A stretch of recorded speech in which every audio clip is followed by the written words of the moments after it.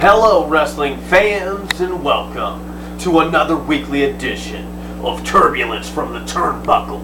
My name's Bert Boone, Double B, and we're coming to you from San Francisco, California.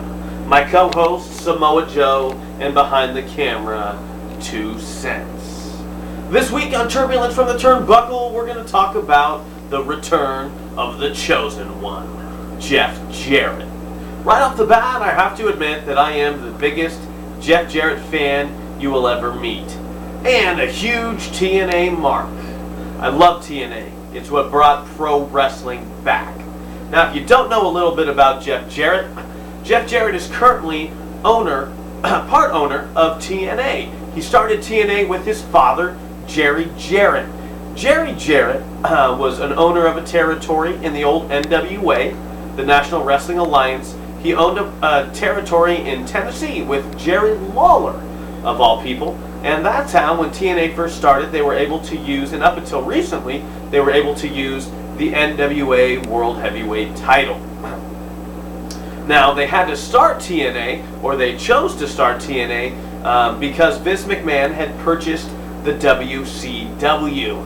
Now, Jeff Jarrett was one of the people that had burned his bridge with old Vinnie Mac. Well, the true story goes is Jeff Jarrett, when he was wrestling for WWE, was renegotiating his contract.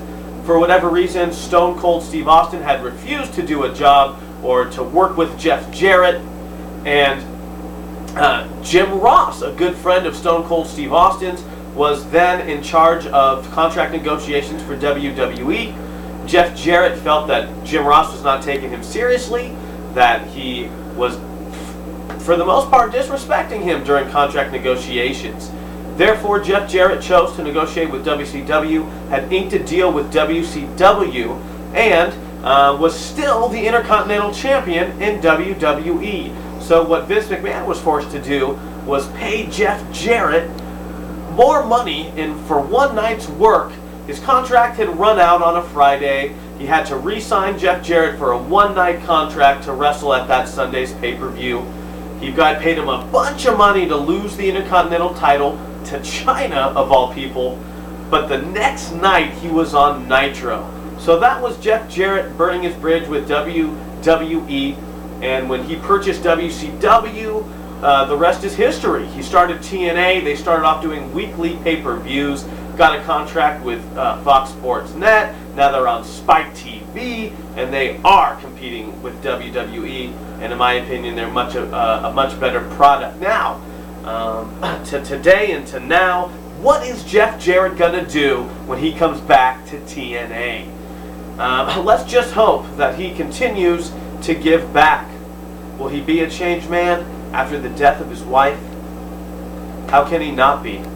But let's just hope he continues to give back to the wrestlers in the locker room and continues to give back to us fans by letting guys like Samoa Joe continue to be TNA champ and reign his dominance over TNA.